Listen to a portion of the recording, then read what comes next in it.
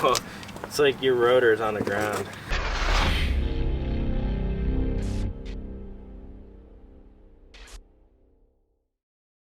What's going on, everyone? We're back for another video, and today we got Danielle's 2016 Jeep Cherokee Trailhawk. We're going to be doing some front brake pads and rotors. So we're going to be replacing these with these drilled and slotted rotors from Evolution. We also have the pads down here, and those come with all the clips and everything you need for the install. While we have everything off, we're also going to be painting the brake calipers up here and in the back red. So we'll kind of guide you through that. We're not going to go into too much depth, but we will be touching those up red, so it's going to match some badges and just the overall look of the car, which will be awesome. Without further ado, let's jump right into it. Alright, so first step, we got to get the car off the ground, so we're going to use a jack and put this on jack stands, and then we'll get the tire off on each side. So once you get the wheel off and jack the car up, you're going to want to take a 14mm on a ratchet, and then we had to use vice grips because we don't have the thin wall wrenches to grasp onto the inner part that will spin once you loosen up the bracket, like the slide pins or the bolt back there. So we're gonna use the vice grip and then just take this one off, and there's one on the bottom.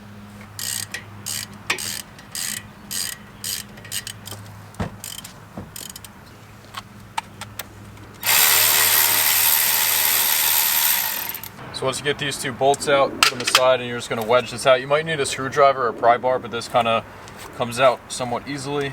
So you're going to want to get it out of the way, either up here on a bucket to the side. You don't want to have this just hanging freely because it's going to damage the brake line. So I'm just going to put it up here. The next step, these little wishbone clips that just hold the brake pads together. You can get a screwdriver or a little pry bar or something and kind of go in between the connection point there and just kind of prop it out like so. And same on the bottom, like that. And then on the other side, wedge it in, and these are just going to pop out freely like that. Alright, we're going to pop this front pad out. Just using a screwdriver here to get underneath it. So these were... No pad. Yeah, they were getting down there. Also the rotor was a little warped. Get the back one as well. Like that. Alright, next step, you're going to want to use a E20 socket, or you can use a 5/8 if you don't have this. I'm going to try and zoom in here. So it's got a unique little design inside, and there's two bolts on the back here for the mounting brackets. So we're going to want to get those off, and I'm going to use a breaker bar because they're probably going to be on there pretty good.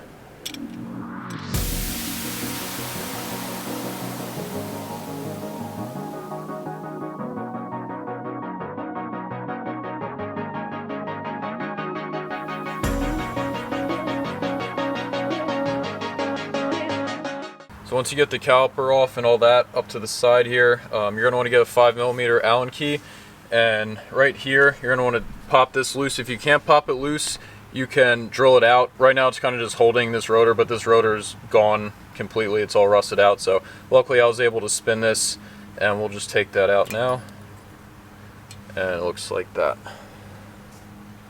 Next up, fun part, you're going to have to get the rotor off, and this is definitely seized on there pretty good, so get a good size hammer or something to knock this off, and let's have a whirl at it. And I'm going to hold this while I'm doing it so it doesn't fall. Oh my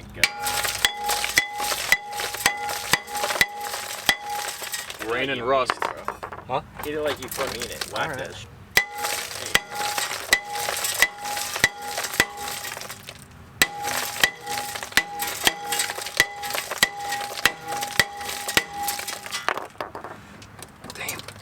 This thing isn't that take big. a swing just for shit to do.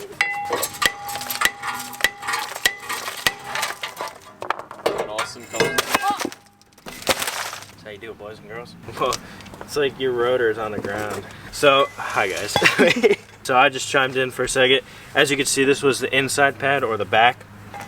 So this was what was creating that pulsation in the steering wheel. There's a nice wear on the edge right there. I don't know if you can see that. Good camera focus on it. So yeah, it has that like nice slant, which is creating a nice pulsation. It's actually hitting this rust lip, and it obviously wore this inside pad on that downside that it shouldn't have. And then of course the top is starting to get a groove too. So these rust lips are really what's causing that vibration. So definitely in need of replacement. So we'll get these out, we'll put the drill and slot on. So I'm just gonna brake clean it a little bit. It's just a little, you know, creature of habit over here. if you really want to get into it, you could take a nice either wire brush or something just to grind up this hub a little bit so the rotor and the rims have a nice sit. So we got our nice pretty drilled and slotted rotor.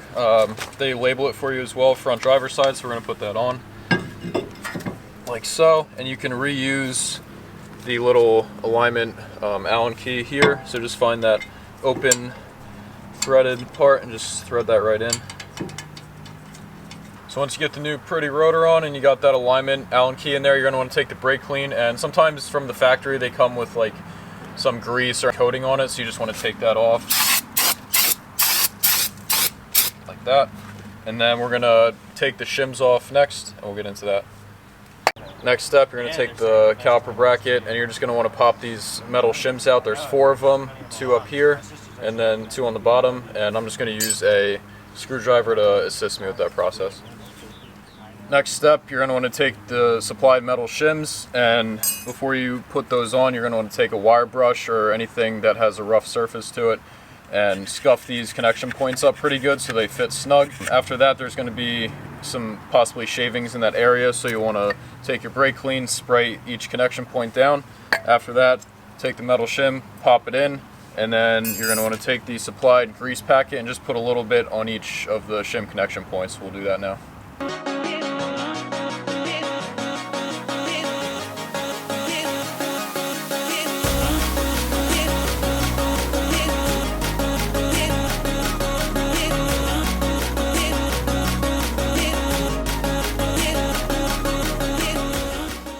We got the shims on, the metal shims, and now it's basically going to be reverse procedure, step by step. So we'll take the E20 threaded bolts and put the bracket onto the rotor like that, and then thread that on the back, and we'll just reverse procedure everything.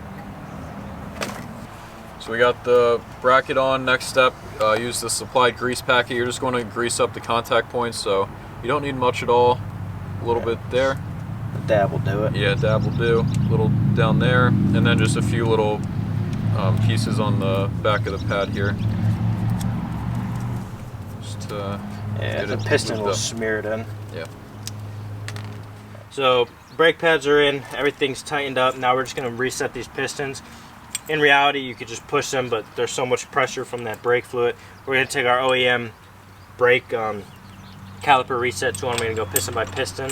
Just kind of insert this in here and push that piston back into place. There's so many different tools you could use for this. This is the only one I had, so I'm just going to use this if I could get it to work.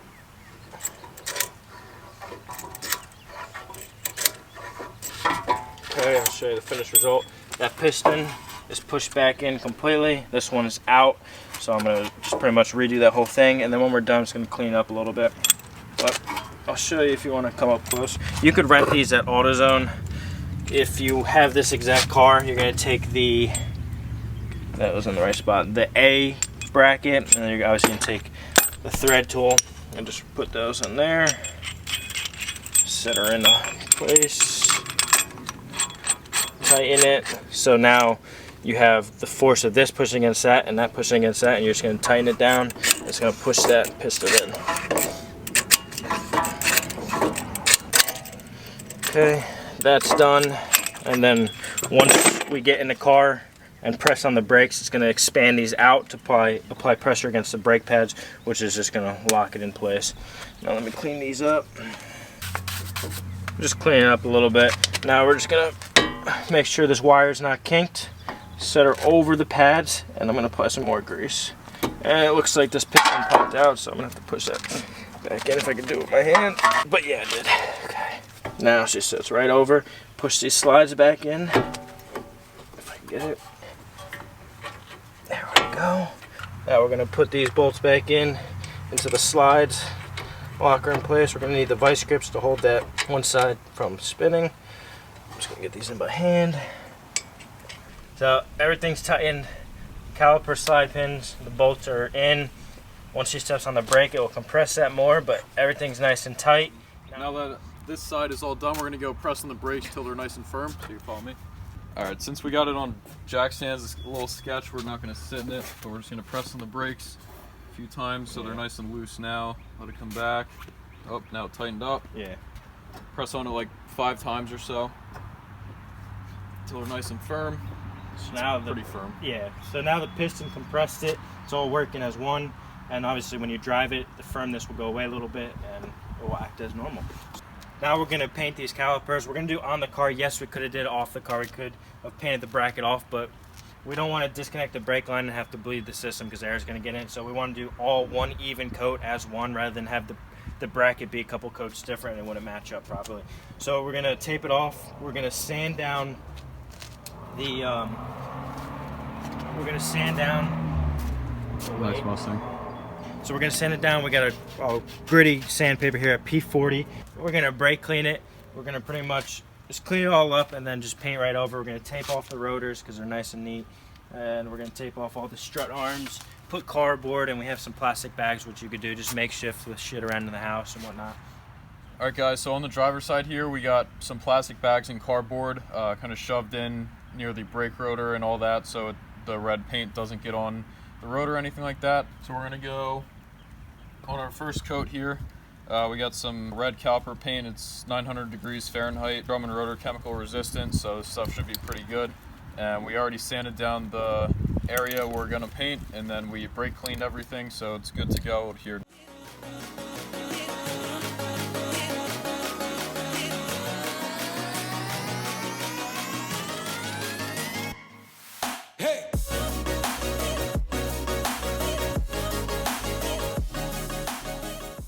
So guys, that's a wrap for today's video on the Trailhawk here. We did the front brakes, we did the rotors and pads, drilled and slotted rotors, and then some beefy Evolution pads. If you want to come in closer here, you can see we did paint the caliper red, which is a really nice touch to the emblems and the tow hitch in the front and everything, all the accents. So very pleased with the outcome of that. We did 2 coats. Drilled and slotted rotors look really good. We just took it for a drive and really beat on it, did the correct braking in, some hard brakes from 40 to 10 and then 35 to 5, I think, a few times. Yeah, that's a wrap for today's video. If you liked it, please hit the like button, helps us out a lot. We also have some upcoming plans with this Jeep here. We got a set of BF Goodrich all-terrains going on here. They're gonna be pretty beefy tires, and then I think Danielle wants to put a 2-inch leveling kit or some kind of lift kit on it. So this thing's really gonna be quite the off-road machine. We'll definitely be making videos about that. It'll look 10 times better too with this, you know, lower ride height. Doesn't look as appealing with the small dinky stock tires. But yeah, we'll lift this thing up, get some nice good all-terrains on it. It'll really make it pop. But yeah, until next time, peace.